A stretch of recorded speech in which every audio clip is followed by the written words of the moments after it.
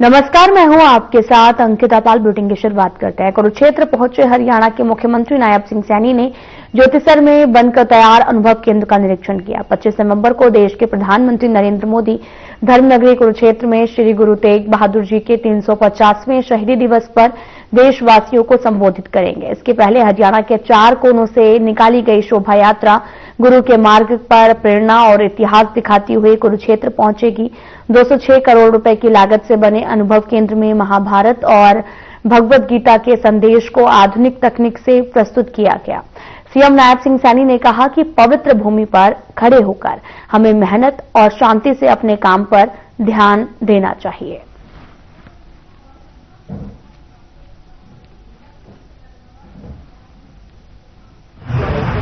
गुरु तेग बहादुर जी का 350वां शहीदी दिवस,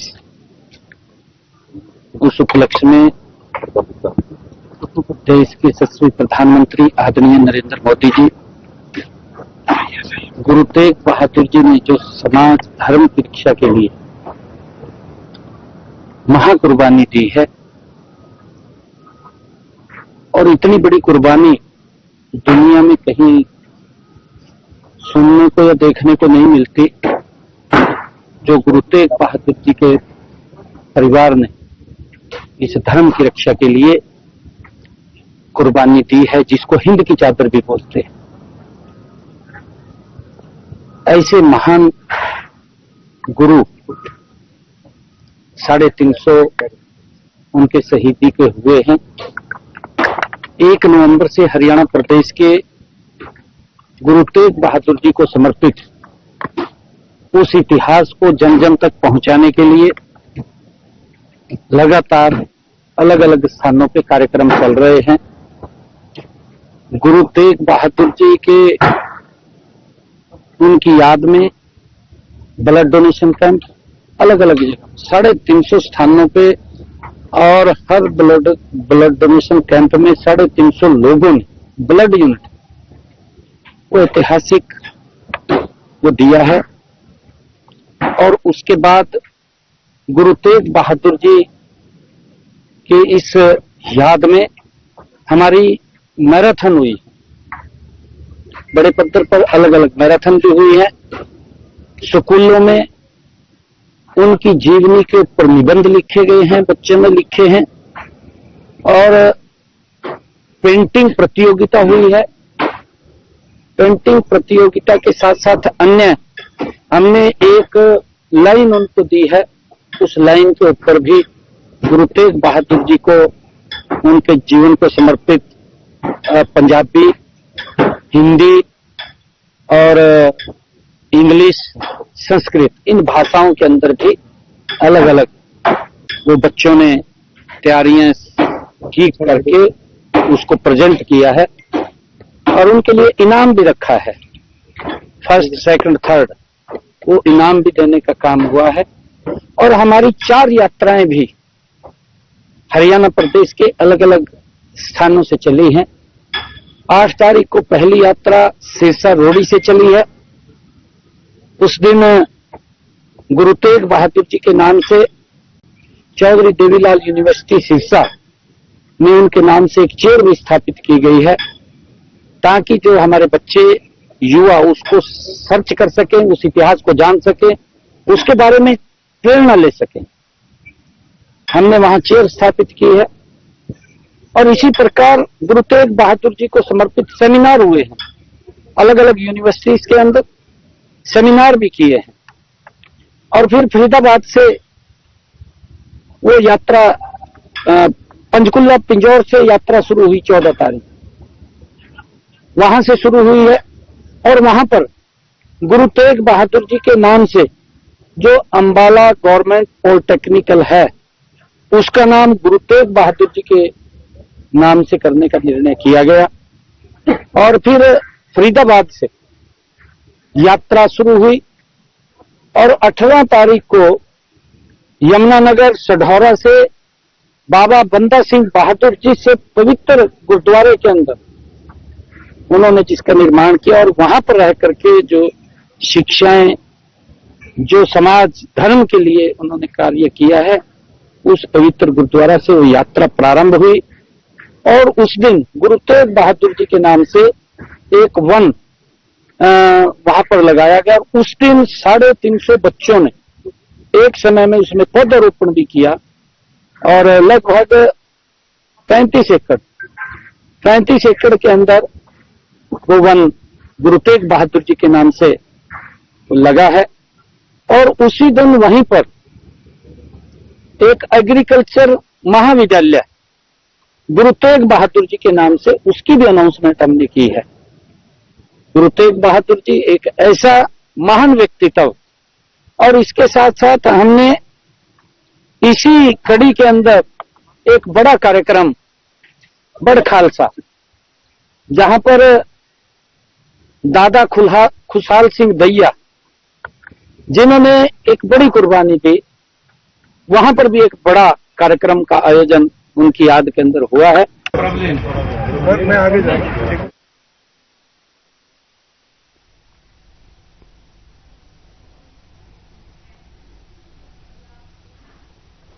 कुरुक्षेत्र में प्रधानमंत्री नरेंद्र मोदी के 25 नवंबर को होने वाले गुरु श्री तेग बहादुर जी के 350वें शहीदी दिवस समागम पर और अंतर्राष्ट्रीय गीता महोत्सव में शिरकत को लेकर सुरक्षा के पुख्ता इंतजाम किए हैं। पुलिस महानिरीक्षक अंबाला मंडल पंकज नैन ने सुरक्षा व्यवस्था का निरीक्षण किया और वीवीआईपी सुरक्षा ड्यूटी पर तैनात सभी अधिकारियों को आवश्यक दिशा निर्देश भी दिए गए हैं।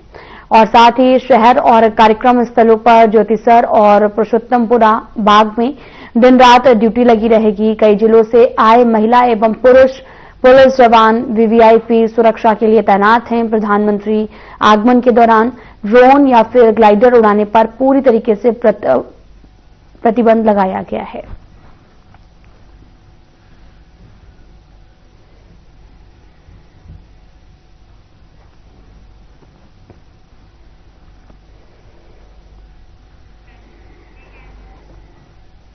रेवाड़ी में कांग्रेस ने वोट छोड़ गद्दी छोड़ अभियान के तहत प्रदर्शन किया, जहां इस दौरान प्रदर्शन में रोहतक लोकसभा सांसद दीपेंद्र हुड्डा, हरियाणा प्रदेश अध्यक्ष नरेंद्र राव, राष्ट्रीय सचिव चिरंजीव राव, राष्ट्रीय सह प्रभारी जितेंद्र बघेल समेत तमाम पूर्व मंत्री और नेता शामिल हुए। तो वहीं रेवाड़ी से बीजेपी विधायक लक्ष्मण सिंह यादव ने इस प्रदर्शन पर जुबानी हमला करते हुए कहा कि कांग्रेस के पास कोई भी मुद्दा नहीं रह गया है। बिहार में जनता ने इन्हें बुरी तरीके से लताड़ा है, उसके बावजूद भी कांग्रेस वोट चोरी की बात करती है।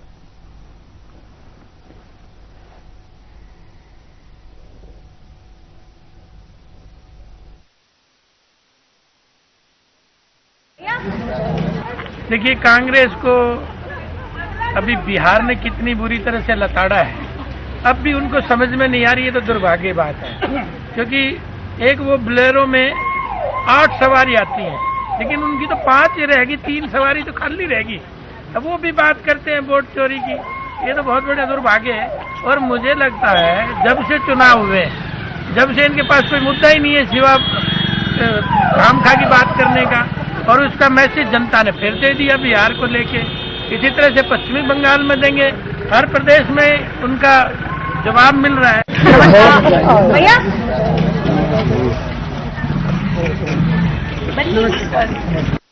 भाई तो ठीक है।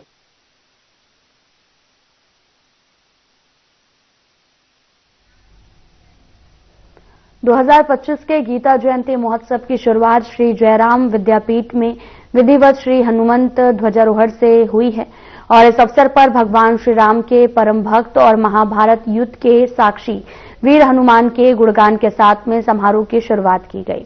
और साथ ही इस मौके पर भगवान श्री कृष्ण और अर्जुन के रथ पर ध्वजा वाहक रहे संकट मोचन हनुमान के अद्वितीय योगदान को याद करते हुए कार्यक्रम में श्रद्धालुओं ने भावपूर्ण भजनों और मंत्रों से वातावरण को भक्तिमय बना दिया है।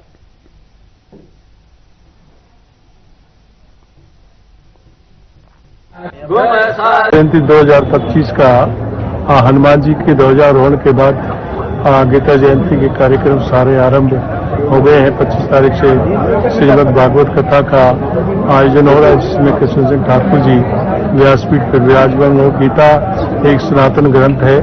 इसमें हर एक समस्या का समाधान है। पूरी दुनिया में ऐसा कोई ग्रंथ नहीं है जो गीता में उसका समावेश थोड़ा बहुत नहीं है। तुम रक्षक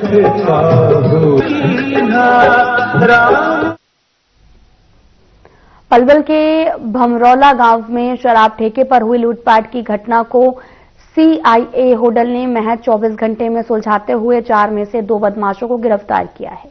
19 नवंबर की रात 4 नकाबपोश हथियारबंद बदमाशों ने सेल्समैन को बंदूक दिखाकर 17,000 रुपए नगद, मोबाइल फोन और महंगी शराब की बोतलें लूटी, जिसकी पूरी वारदात सीसीटीवी कैमरे में कैद हो गई। पुलिस महानिदेशक ओपी सिंह के निर्देशों पर चलाए जा रहे अभियान के तहत सीआईए प्रभारी जकमिंद्र की टीम ने निशांत और हरिकृष्ण दोनों निवासी सिकंदरपुर को पकड़ा और उनका सिर मुंडवाकर मौके से परेड कराई है।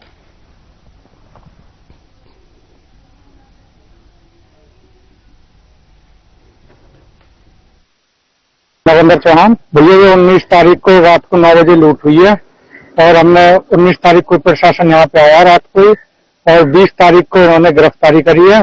और सीआईए होडल बहुत अच्छा काम किया, प्रशासन बहुत अच्छा काम कर रहा है। 24 घंटे में 2 अपराधी पकड़ लिए हैं, अभी 2 और शायद बाहर हैं, वो भी शायद जहां तक सुनने में आ रहा है जल्दी से जल्दी गिरफ्तार करेंगे। सीसीटीवी में उन्होंने हथियार गन के दम पर 2 हथियार लेके आए थे। हथियारबंद बदमाश थे, नकाबपोश पे हुआ था, उन्होंने यहाँ पर लूट करी है और सेलमैन था, सेलमैन का गेट खुलवाया, कैश लेके गए हैं और बोतल धमकी दी थी, जान से मारने की धमकी दी है। कितना लगभग कैश हुआ है? 15-20 हजार के आसपास कैश था, 4-5 बोतल थी। गांव भंगरोला गांव जो थाना पुलिस स्टेशन बहीन के अंदर में आता है, रात को 9:30-10 बजे करीब घटना हुई थी। ठेके शराब का ठेका है जो कुछ अपराधियों ने, नकाबपोश अपराधियों ने इस घटना को हथियार के बल पर अंजाम दिया था। इस सूचना में मुकदमा नंबर 160 दिनांक 20/11/2025 को लूट की धाराओं के तहत थाना बहीन में दर्ज हुआ था।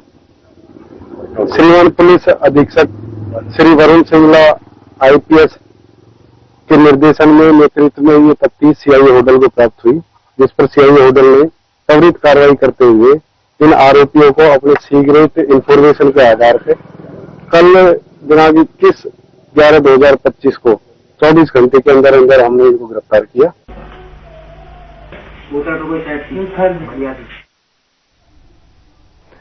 फरीदाबाद के सीकरी स्थित हरफला रोड पर एक 3 मंजिला इमारत अचानक से भरभरा कर गिर गई, जिसका वीडियो सोशल मीडिया पर लगातार वायरल हो रहा। गनीमत रही कि इस हादसे में कोई भी घायल नहीं हुआ। घटना सुबह करीब 10 बजे की बताई जा रही है और हादसे के बाद में आसपास मौजूद लोगों को तुरंत इमारत से दूर किया गया है। वहीं इमारत ढहने से बिजली के खंभे भी गिर गए हैं, जिसके कारण क्षेत्र में बिजली आपूर्ति प्रभावित हुई है।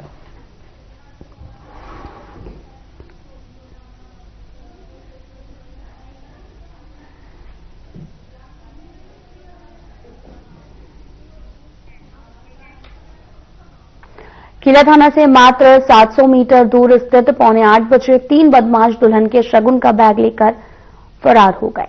बैग में दुल्हन मनीषा के लिए दूल्हा पक्ष की ओर से दिए गए सोने के गहनों में मांग टीका, गले का सेट सहित तमाम चीजें मौजूद थी और साथ ही दुल्हन के पिता की 70,000 की नकदी भी थी। वारदात की सूचना पर तीनों सीआईए और साथ ही शहर थाना पुलिस मौके पर पहुंची आरोपियों की तलाश में जुट गई है। और हलवाई हट्टा निवासी सुशील वर्मा ने बताया कि शनिवार को बेटी मनीषा की शादी है। मामले की जानकारी देते हुए डीएसपी राजवीर ने बताया कि वारदात की सूचना मिलते ही शहर थाना पुलिस और तीनों सीआईए की टीम मौके पर पहुंची है और पुलिस को एक सीसीटीवी कैमरे में धुंधली फुटेज भी मिली है, जिसमें बाइक सवार बदमाश भागते हुए नजर आ रहे हैं। वहीं पुलिस आसपास के कैमरों की फुटेज चेक कर रही है और वहीं टेम्पो ट्रैवलर चालक से भी पूछताछ की जा रही है। साथ ही डीएसपी ने यह भी कहा कि परिजनों की तरफ से शिकायत मिली है, जिसके आधार पर कार्रवाई शुरू कर दी गई है। साथ ही पुलिस की टीम आरोपियों की धरपकड़ में जुट गई है और जल्द ही आरोपी पुलिस की गिरफ्त में होंगे।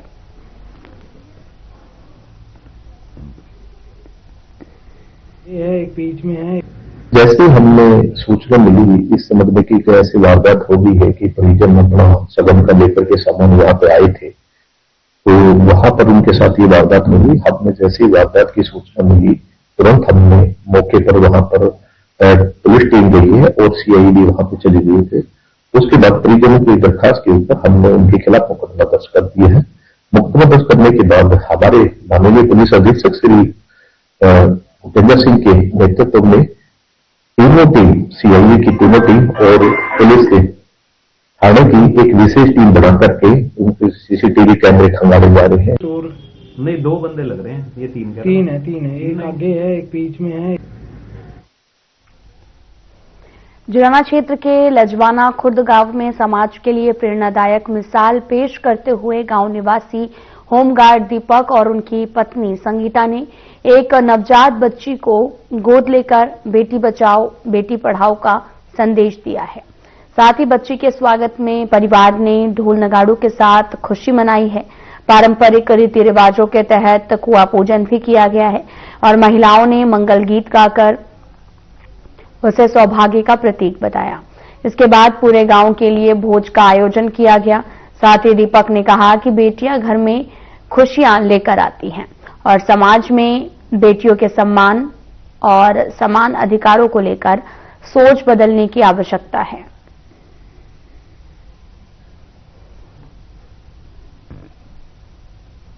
मेरा नाम संगीता है, लजवाना खुर्द की बहू हूँ मैं। मैंने भांजा पे एक लड़की गोद ली है। मेरे पास 2 लड़के थे पहले, खुशी में लड़की ली है। मैं तो जलवा पूजन करूंगी बहुत खुशी से। अच्छी बहुत खुशी से करूंगी। बहुत खुशी है जी, इतनी बहुत ज्यादा खुशी है हमें। तो लड़की को गर्भ में मरवा देते उन लोगों को क्या कहना चाहिए? ये जमा गलत है ना। बच्चों लड़के से कम नहीं है, ठीक है ना। पढ़ा लिखे के लड़के से बहुत ज्यादा आगे निकल रही हैं और बड़े बड़े अफसर, बड़े बड़े नौकरी लग रही हैं। ये हम तो ये प्रार्थना करके कहते हैं भाई बेटी को पढ़ाओ लिखाओ, पेट में मत भरवाओ। मेरा नाम है दीपक जी, गांव लजवाना खुर्द से जी। शर्मा जी, मैं लड़की का नाना हूँ और लड़की गोद लिए ये 1.5 महीने की हो गई है और 2 लड़के थे दीपक जिया का। तो इनमें बहुत ही खुशी का माहौल था। इस हिसाब से कुआं पूजन आज करेंगे और हर्षोल्लास से हम मनाएंगे।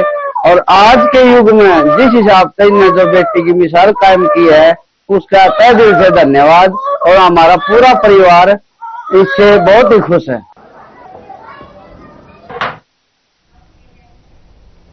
नारनौल से एक चौंकाने वाली खबर सामने आई, जहां पर बच्चों को स्कूल ले जा रही बस पर बदमाशों ने बीच सड़क पर हमला कर दिया है।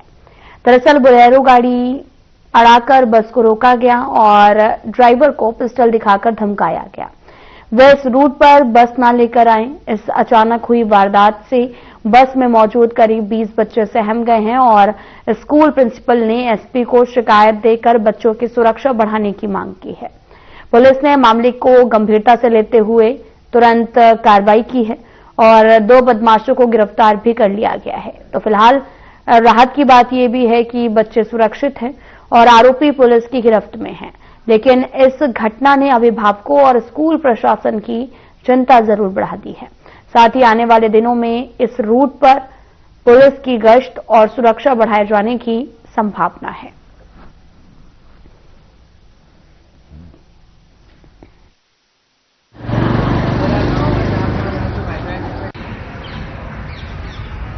मैं Rajesh Kumar, principal MLA public school.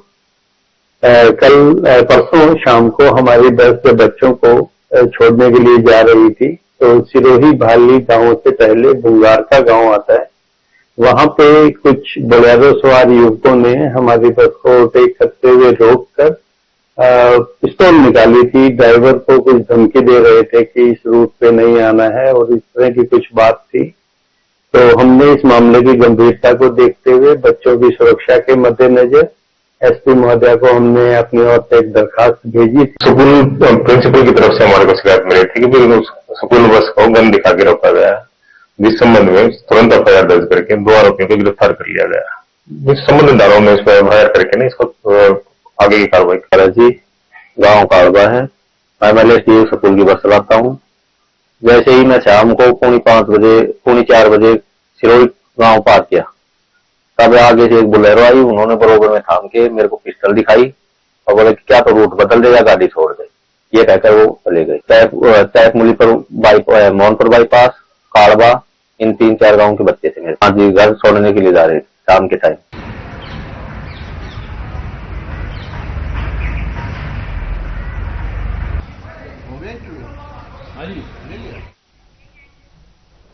मेहंदगढ़ में नशा तस्करों पर शिकंजा कसने के लिए पुलिस ने विशेष चेकिंग अभियान चलाया। पुलिस अधीक्षक मेहंदगढ़ के निर्देश पर अलसुबह 3 विशेष टीमों का गठन किया गया, जिनके साथ हथियारबंद कमांडो जवान भी शामिल रहे और टीमों ने पहले से चिन्हांकित संदिग्ध ठिकानों पर दबिश दी है और घरों की गहन तलाशी ली गई है।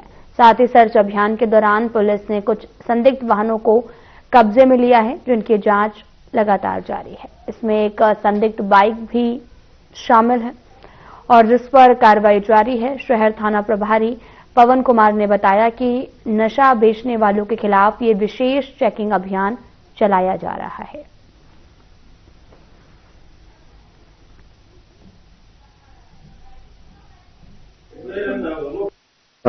माननीय पुलिस अधीक्षक महोदय मेहंदगढ़ के दिशा निर्देशानुसार नशे बेचने वालों के खिलाफ अभियान चलाया जाए, चेकिंग अभियान चलाया जाए, जिसके 7 जगहों पर 3 टीमें बनाकर संदिग्ध जगहों की तलाशी ली गई।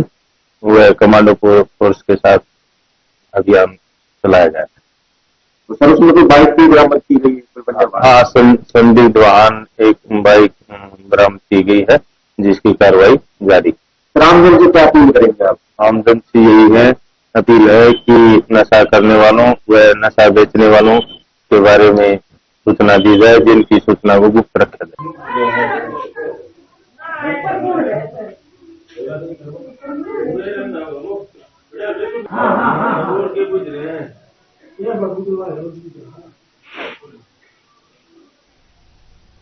फिलहाल बुलेटिन में इतना ही। नमस्कार।